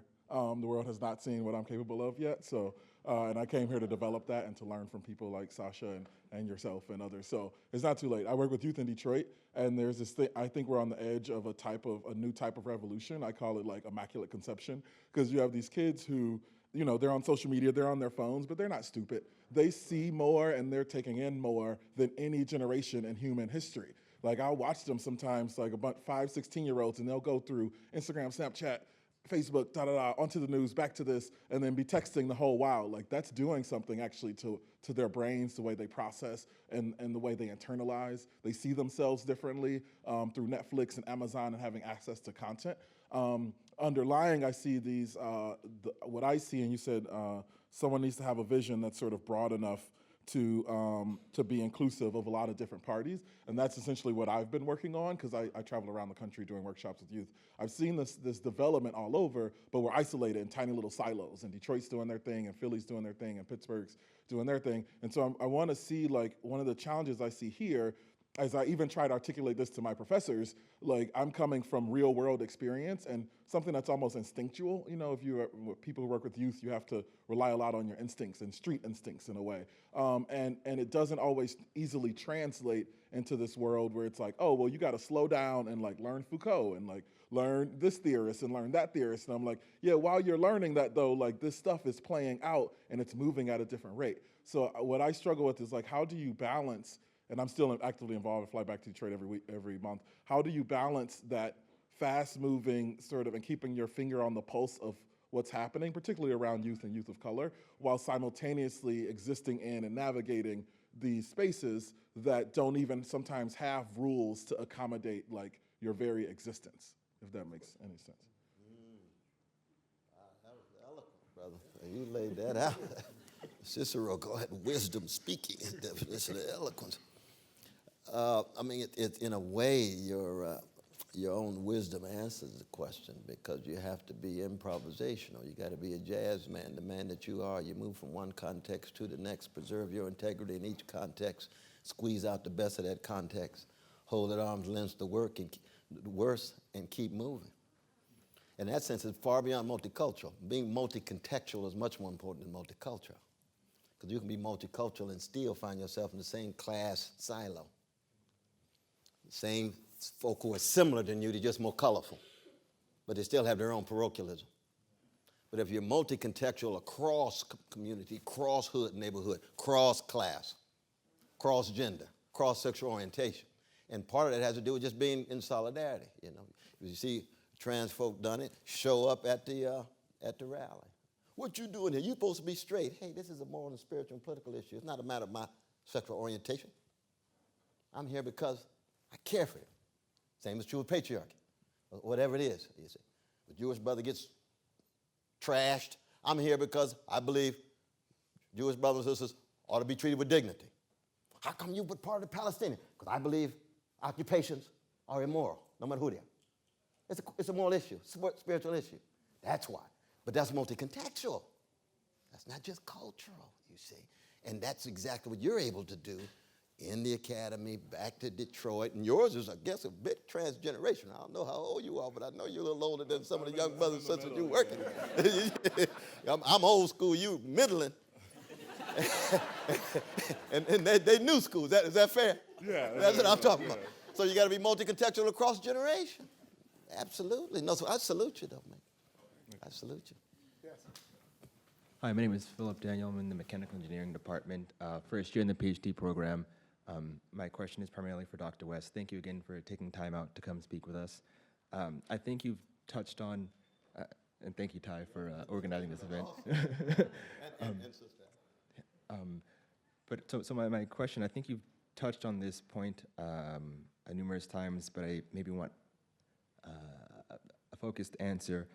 The definition that I've found of institutional provincialism is that it's an established system of concern for one's own area or region at the expense of national or supranational unity. And I think that unity is hard to define objectively. I think its meaning changes depending on a person's moral values. So with the definition of institutional provincialism, how do you define unity in a widely acceptable way in a secular nation? And so by secular, I mean divided by people's individual moral compass. How do you define unity in this nation so that institutional provincialism can be tamed to optimize this unity? what does this unity look like, for example, at MIT? You know, I can't answer that last question. I just got here a few hours ago. Definitely. I can hardly answer that question in my own house, and I've been working on that for decades. But I love the question because it has to do with the interplay between the ROOTS and the ROUTES. Our roots, all of us, are thrown into time and space under provincial circumstances, particular mom, particular dad, particular language or languages, particular culture, and so forth. Religious institution, civic institution, whatever it is. And we have to be rooted in that provinciality and dig deep enough to find the universality in those roots. And that's where the routes, the ROUTS, comes from. So when you're deeply grounded, like Martin Luther King Jr., is a good example. And Martin Luther King Jr. was a Negro to the core. In fact, he was a petty bourgeois Negro preacher, which is not the best way to start life off, you know. He's PK, preacher's kid, privilege, then petty bourgeois, Morehouse, Crozier, Seminary, BU. That's a particular slice of black community. That's not Louis Armstrong, right? On the street, orphan, a Jewish family that picks him up and so forth. Different class position. Both of them had the courage to dig deep into their roots to generate universal routes that embrace every corner of the globe, all peoples of the family that we call human beings. You see. So that we're not calling for an empty universalism that somehow ignores our roots. So that when we talk about institutional provincialism, you know, we're talking about MIT in the way, this is a professional managerial formation site for elites in the science, technology, and sometimes military-industrial complex. The way right down the road, my institution is a place for the professional managerial elites, usually tied directly to ruling class formation, but then produce the whole, the Du Boises and other revolutionaries, right? So it means this, what? That there's nothing wrong with being grounded in your roots, but you don't want to become blinded such that you can't make the connections with other people, learn from other people, listen to other people, so you end up an internationalist grounded in your particular roots. Now, there is a wonderful essay by Josiah Royce, who's probably the only great philosopher that emerged out of California, my native state, who taught at Harvard for 42 years. He wrote an essay called In Defense of Provincialism. Now, he's worth reading because based on what we're talking about, he defends provincialism against parochialism. Because he's crazy about Grass Valley, California. He wrote a novel on it at Harvard. Now, you're writing about Grass Valley at Harvard in the 1890s. It takes a lot of courage. Because Grass Valley is just a place for gold miners and so forth and so on. William James says, why are you wasting all your time on Grass Valley? Hey, I got some roots that the world needs to know about. We got something to teach the world. That's true for all of us in our roots. But if they're so narrow, so truncated, that they can't be broad enough to embrace others, then the provincialism sets in a negative way, in a very negative way. And that's, of course, what we've been in part talking about. But good luck in your graduate work, though, man. Thank you. Good luck, yeah. Good luck in your graduate work. Hello, my name is Soma. I'm an undergrad here at MIT in the Material Science and Engineering department. My question is more maybe like personally driven. I'm like pretty young, so I grew up when I was like 10 or 11, Obama was elected, and I grew up in Houston, Texas, so it's a very, very diverse city. Yeah. And I grew up, like my middle school and high school was spent really believing that, wow, like America's breaking through so many barriers and like racism is behind us because we have a black president. The next president could be a woman. Like I really grew up, a lot of the education I had in high school was very liberal because Houston's a pretty liberal place. And I grew up really feeling that we are on the way to like a better America. But the whole last year has has been like a kind of like a test. Like I really, when I first came to MIT and like pretty early in my MIT education, Trump was elected. And it was like it was a big deal because I know I was like sobbing that day, and like it was hard for me to convince myself. It's taken a long time for me to convince myself that I wasn't living in the reality that the average American lives in. And so I came to like a personal point where I was like, I need to get past like this depression of like realizing the reality I live in is like much worse than I thought growing up. Yeah. And I'm wondering if like you all got to that point in your life, and like what bolstered you to like continue moving forward despite so many things that seem wrong. Mm-hmm. And I think we can open that to the wise ones here. I mean, I'll say a word about it, but we'll open it up initially. It's a powerful question. Who wants to jump in? Wow. For some reason. But what about you, Professor McDowell? You got wisdom too.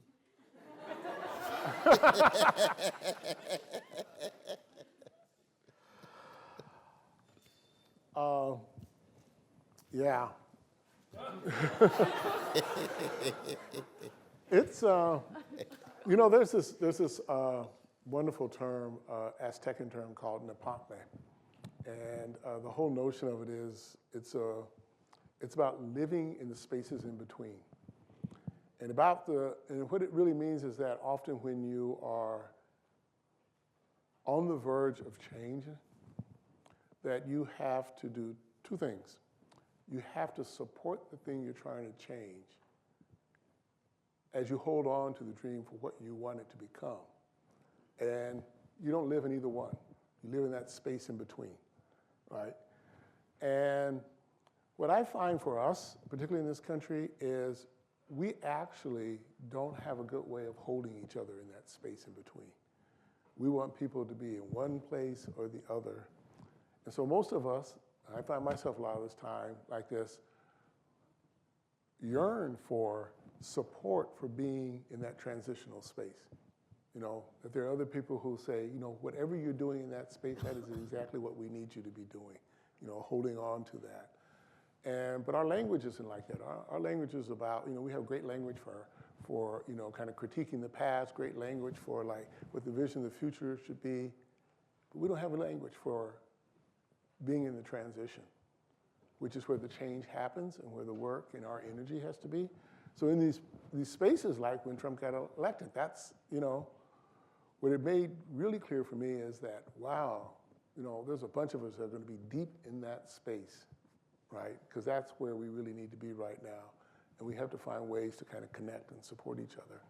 So that's kind of my answer to that.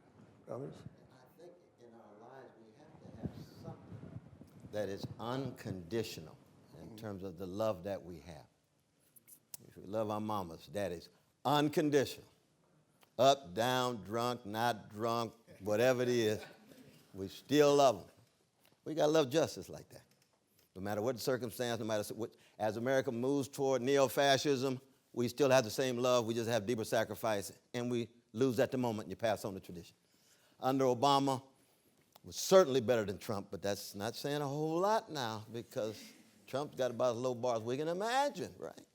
But even under Obama, you got Wall Street executives not going to jail, but the poor and working classes filling up the jails. You got him citing explicitly, I'm on your side at Wall Street in that meeting he had in March of 2009. I stand between you and the pitchforks, but I'm with you. No, you say that to working and poor people. You don't say that to Wall Street if you are a freedom fighter. I don't care what color you are. You see? So even under Obama, it looked like things were so wonderful. 45 drone strikes under George Bush, 563 under Barack Obama. Some of us call George Bush a war criminal with 45. What does that make Brother Barack? War criminal too, you see. Now, you say that's unpopular and so forth. I say that, who cares? I just try to tell the truth, keep moving, try to love everybody. But you have to be honest about other people's nightmarish reality so that the realities that we're experiencing now, folks in other parts of the world and other parts of the country were experiencing nightmarish realities under Obama. And we were just walking around thinking, oh, it's so nice to have that brilliant, poised black face as head of the American empire. Now we got that know-nothing, misogynist, racist face, head of the American empire, but it's still an empire. The structure's still in place. Hierarchy's still in place. Wall Street's still in the driver's seat in terms of the highly financialized form of predatory capitalism that we're dealing with, the lack of serious accountability. So in that sense, even when you think back of the younger person, you say, oh, God, we all have different ways of waking up. And the wake up can't be just woman president, gay president, black president, more black professionals. Those are all positive things if they're certain kind of folk. But in the end, we got to look deeper in terms of the realities that people are living in regard to some of these systemic issues. You see. And in that sense, I think we can then still be buoyed up and say, oh, even when I really should have been mad under Obama, I wasn't. Shame on me. I'm not going to visit that again. And I'm going to be a stronger fighter even under this escalating neo-fascist sensibility that we're seeing in White House tied to public bureaucracies, tied to courts and so forth, undercutting and legitimating of rule of law, all the things that go hand in hand with neo-fascist projects. But that's just the beginning to get at your question, though. The important thing, too, is here at MIT, you want to get some good friends, study hard, party hard. Because you got 18 to 22. Those are certain years. You don't want to lose out on some of the good stuff. This is I really enjoy being asked to be moderator, but this is the worst part of the job, which is to tell all you wonderful people who are standing in line that thank you for standing in line. But we're about to kind of close out, but before we move to our closing, which Duane's going to do for us, I just want to kind of go down the line and let each of you kind of say a last piece. And Jennifer, I'll start with you. You seem to be in a meditative space, so. You know, I am hopeful. I arrived at MIT a couple years ago from another institution which had a lot of issues about gender and race, but nobody talked about it. MIT has a history of talking about these things. As I was saying to Dr. West before our conversation, we are optimistic engineers. We see a problem, we try to quantify it, and then solve it. So I'm really happy that we're having this conversation tonight for all the conversations before and all those that will follow. I am more optimistic about being here than many other institutions that we can actually do something. Well, progress is being made. The Media Lab hired the Dr. Danielle Wood, which made me really excited. She has 3 degrees from MIT, a brilliant satellite engineer, and she's starting a new group called Space Enabled, so using satellite imagery to try to pursue justice. So we'll see where that goes. And she's, to my knowledge, the first black female or just black professor to be on the faculty at the Media Lab.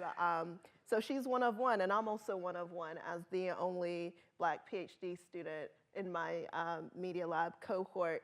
But it takes more, but I'm also encouraged to see the doors are opening. Yeah, I feel the same way, and I'm also, I'm encouraged by some of the actions that MIT community sort of has taken in recent time. And in answer to the young woman's question about sort of the things that give you hope, I would say that young people give me a lot of hope.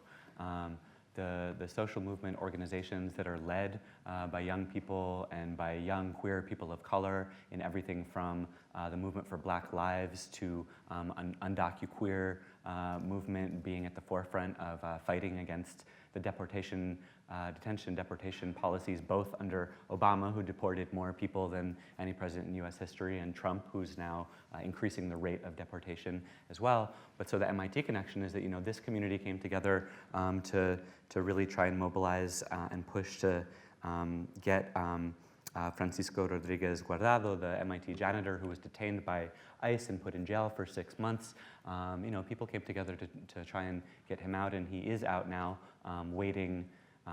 He's still waiting for his case to be resolved. But just the fact that the community does gather and tries to move things forward is cause for hope, certainly. And a lot of that work is led by young people. Absolutely. We're going to hear from our dear brother Duane Lee. He's a sign of hope right there. But I've never been an optimist. I don't believe in optimism. I don't. Read too much Chekhov.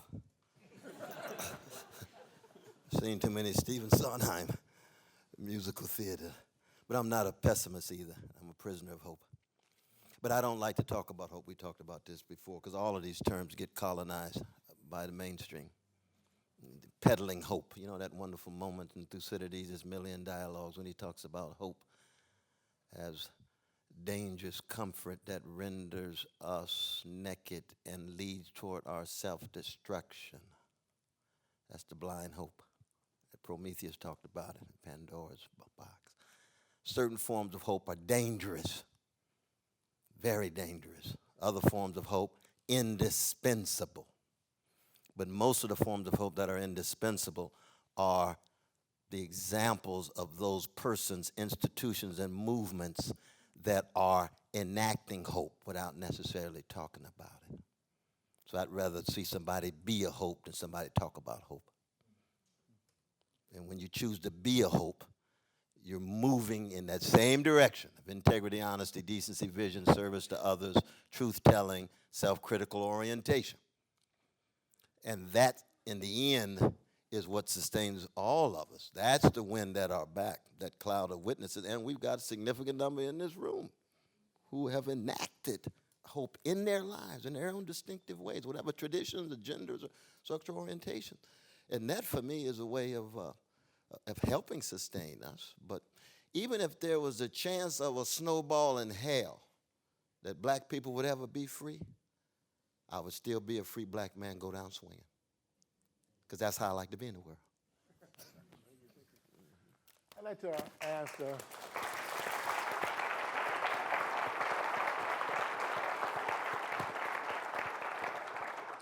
it's been a great conversation, and I want to turn things over to Dr. Duane Lee to close us out. And Dr. Lee is an MLK postdoc fellow, astronomer here. And he's also, I want you, when I read this, I kind of said, oh, I didn't know that existed. He's a galactic genealogist. Now, I love that, So, Duane, thank you so much for closing us out. Thanks for having me. I want to say it's such a great honor to be a part of this event, to talk about issues surrounding diversity and inclusion in STEM, but of course in society as a whole, and understanding that interconnection. I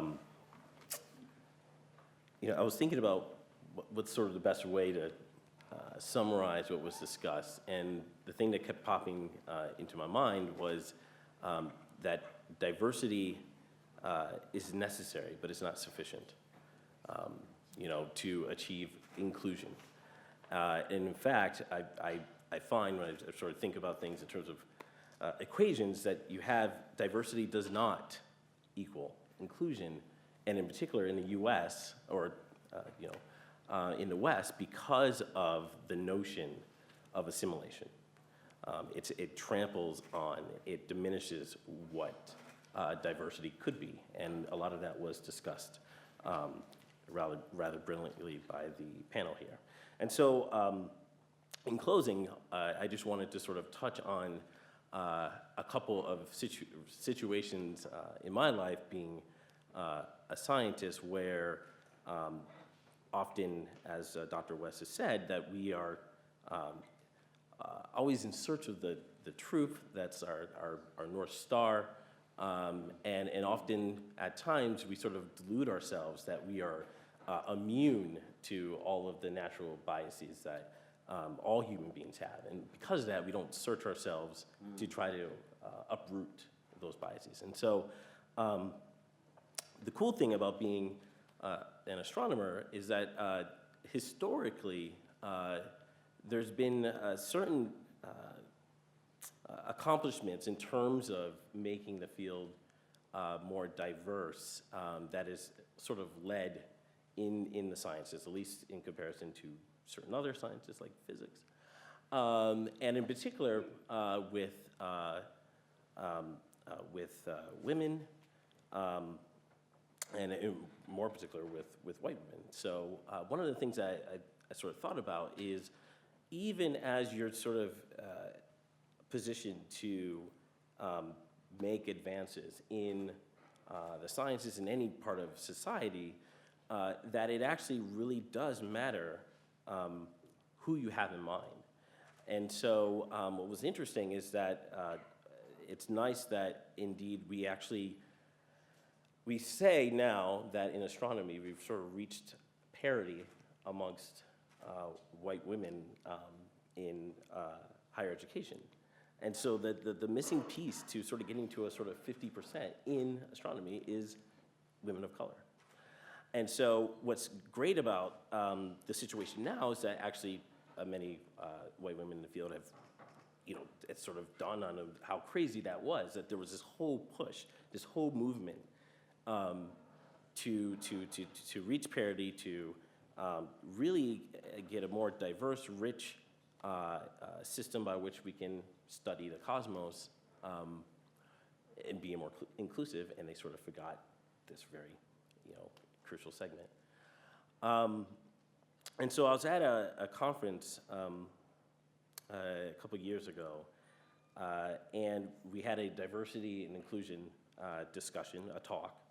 And after the talk, we had a little sort of town hall meeting.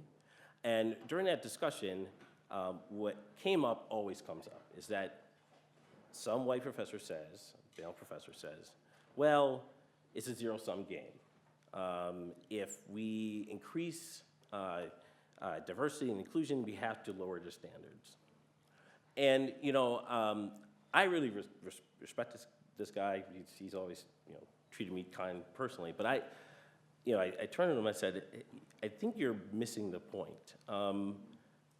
This generation isn't going to tolerate that worldview. And there are plenty of jobs that pay at least 3 times as much, particularly with the rise of data science and the way technology is going, that they're more than happy to go to those fields, make more money, and know that many of their other colleagues feel the same way.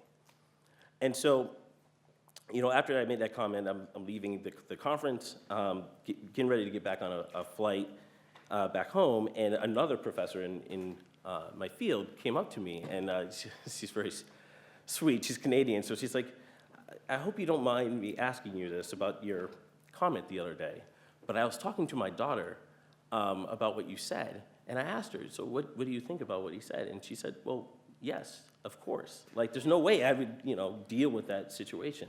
And so that's, some people are talking about this generation, of course, brings hope, and to me, it absolutely brings me hope.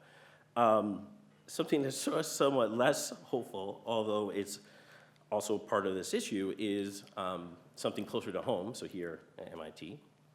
And there's a discussion, I'm not going to sort of focus on where it happened, but a discussion amongst physicists about sort of trying to understand the climate in the department, and there are some scenarios discussed, and one was surrounding a scenario surrounding sexism. So basically, a woman gets up to speak, she's often interrupted, she's often ignored, versus a male that gets up and is asked inquisitive questions and is applauded. And so it was easy to say that that's a bad climate for a department. So everyone agreed on that. But once again, one of the fellow postdocs, a white male, felt the need to bring up the fact that, well, yes, but we don't want to, once again, lower the standard. That science has been done for a long time, and we've had these great achievements, and what's the common denominator has been mostly white males. And so the interesting thing to me was, I turned to him and I said, well, that's only one, you only have one example of a system that works. You don't have any alternatives. So you actually don't know if science would proceed at a much more rapid pace if we were more inclusive. But I'm willing to bet that that would be the case. And so I also, he also made some other comment about the sensitivities of the women in those situations. And I turned around to him and I said, well, you know what? If white males in the field stop being assholes, then, perhaps you wouldn't be hearing so much about the ways in which people don't feel included. And so I just wanted to sort of share those points to say that certainly it's a struggle. This is something that's been deeply and longly rooted in the way that we think about the world, but particularly in the sciences. And that why it's scary to speak up, that as other people have spoken on this, MIT does have that tradition of people willing to engage you. And I just encourage us as we leave this talk to keep that in mind, to really speak up and know that there's a whole new generation of you guys that see things differently, and things are moving in the right direction. So, thank you for your time. Oh, thank you. Last but not least, I have to thank Ty Austin, for putting this all together. Thank you very much.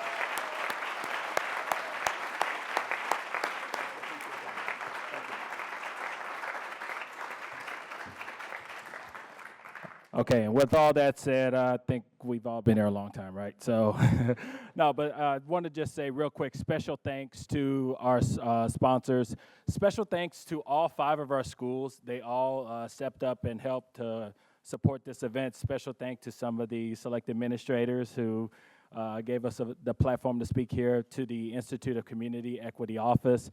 Most notably my school, the School of Architecture and Planning, and I want to point out somebody, and it's her birthday today, so special thanks to you, Ramona Allen. Thank you so much. This could not have happened.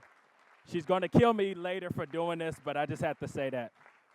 And I want to sum it up with just 2 words, which is, what's next, right?